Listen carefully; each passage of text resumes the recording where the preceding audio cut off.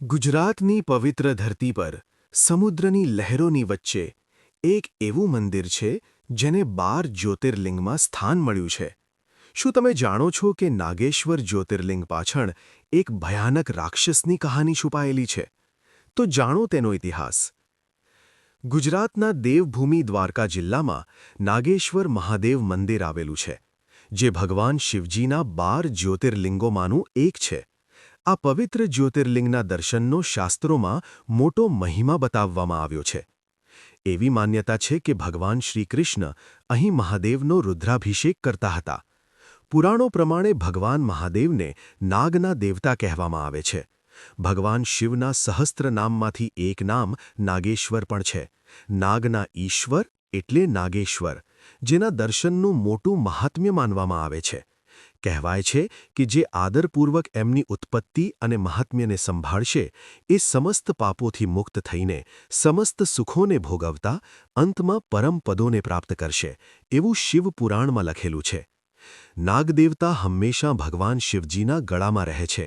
જે ભક્ત નાગેશ્વર જ્યોતિર્લિંગના શ્રદ્ધાપૂર્વક દર્શન કરે છે, તેઓ જાણે અજાણે થયેલા પાપમાંથી મુક્ત થઈને દિવ્ય શિવલોકમાં સ્થાન પામે છે, તેવી માન્યતા પણ છે. નાગેશ્વર જ્યોતિર્લિંગમાં સવારે 5 વાગે આરતી થતી હોય છે. ભક્તોના દર્શન માટે મંદિર 6 વાગ્યાથી બપોરે 12:30 વાગ્યા સુધી ખુલ્લું રહે છે. સાંજે 4 વાગે જ્યોતિર્લિંગનો શૃંગાર થાય છે.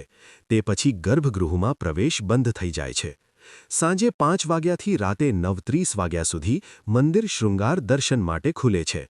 આરતીનો સમય સાંજે 7 વાગ્યાનો છે. મંદિર પરિસરમાં સાધારણ મુખ્ય દ્વારમાંથી પ્રવેશ કરતા જ સામે જ લાલ રંગનું નાગેશ્વર મહાદેવનું મંદિર છે. મંદિરના સભામંડપની નીચે ગર્ભગૃહમાં નાગેશ્વર શિવલિંગ છે. નાગેશ્વર શિવલિંગ ગોળ અને કાળી શિલાથી બનેલા ત્રિમુખી રુદ્રાક્ષ સ્વરૂપમાં સ્થાપિત છે. શિવલિંગ ઉપર એક ચાંદીનું આવરણ ચડેલું છે અને એક ચાંદીના નાગની આકૃતિ બનેલી છે. નાગેશ્વર શિવલિંગ પાછળ માતા પાર્વતીની સુંદર મૂર્તિ સ્થાપિત છે. મંદિરના નિયમો અનુસાર ગર્ભગૃહમાં પ્રવેશ કરતા પહેલા ભક્તોએ પોતાના વસ્ત્રો ઉતારીને બાજુમાં જ સ્થિત એક જગ્યા, જ્યાં ધોતીઓ રાખેલી છે, ત્યાં જઈને ધોતી પહેરવી પડે છે. એના પછી જ ગર્ભગૃહમાં પ્રવેશ કરી શકાય છે. અહીંની એક વિશેષતા એ છે કે અહીં અભિષેક માત્ર ગંગાજળથી જ થાય છે, તથા અભિષેક કરવાવાળા ભક્તોને મંદિર સમિતિની તરફથી ગંગાજળ નિઃશુલ્ક મળે છે. અહીં પર ગર્ભગૃહમાં પ્રવેશની અનુમતિ માત્ર એ જ શ્રદ્ધાળુઓની હોય છે જેઓ અભિષેક કરાવે છે. શિવરાત્રિ, શ્રાવણ સોમવાર તથા અન્ય વિશેષ તહેવારોના સમયે આ મંદિરમાં દર્શન માટે મોટી સંખ્યામાં ભાવિ ભક્તો ઉમટી પડે છે અને ભારતભરના અસંખ્ય શ્રદ્ધાળુઓ દર્શન કરવા માટે આવે છે. મુખ્ય દ્વારથી અંદર જતાં જ પૂજન સામગ્રીની નાની નાની દુકાનો જોવા મળે છે, જ્યાંથી તમે પ્રસાદ વગેરે લઈ શકો છો. આ મંદિર પાસે ચારે તરફ ન કોઈ ગામ છે કે ન કોઈ વસાહત છે.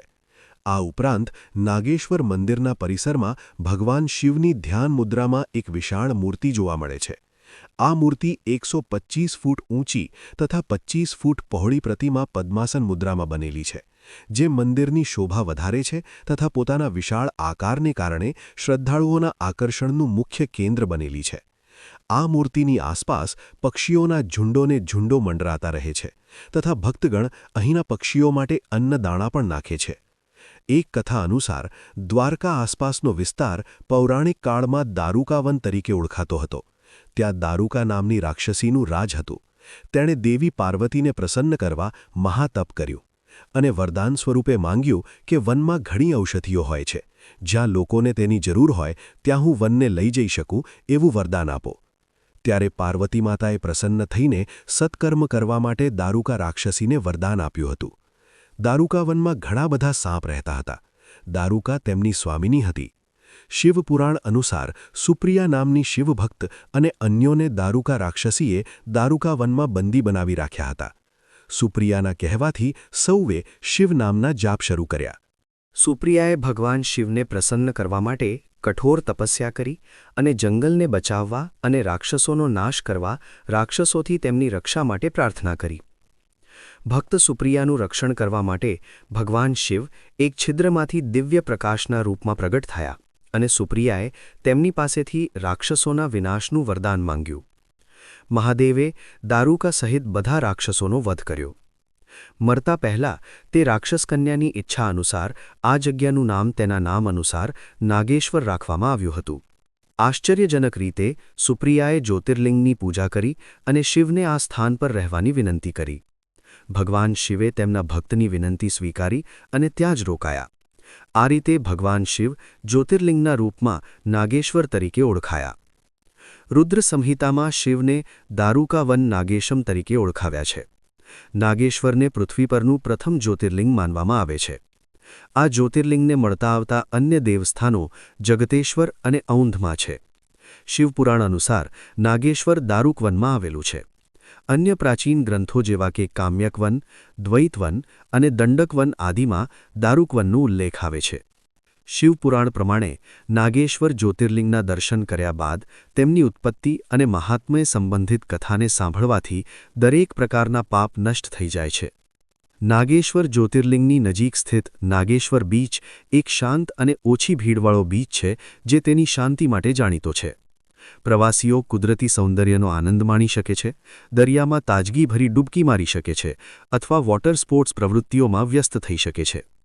આ બીચ શહેરી જીવનની ધમાલથી દૂર શાંતિપૂર્ણ વાતાવરણ પ્રદાન કરે છે. મંદિરથી 3 કિલોમીટર દૂર ગોપી તળાવ છે. આ એક કાચું સરોવર છે. આ સરોવરમાં પીળા રંગની માટી છે જેને ગોપીચંદ કહેવામાં આવે છે. અહીં પાસે જ ધર્મશાળા છે જેમાં નાગેશ્વર મંદિરમાં આવનારા શ્રદ્ધાળુઓ માટે રહેવાની વ્યવસ્થા છે. અહીંયા ગોપીનાથજીનું મંદિર તથા વલ્લભાચાર્યજીની બેઠક તથા શ્રી રાધાકૃષ્ણનું મંદિર પણ છે. જો તમે પણ મહાદેવના ભક્ત હો તો કોમેન્ટમાં ઓમ નમઃ શિવાય લખો. આવી દિવ્ય અને રહસ્યમય કહાનીઓ માટે ચેનલ સબસ્ક્રાઇબ કરવાનું ભૂલશો નહીં.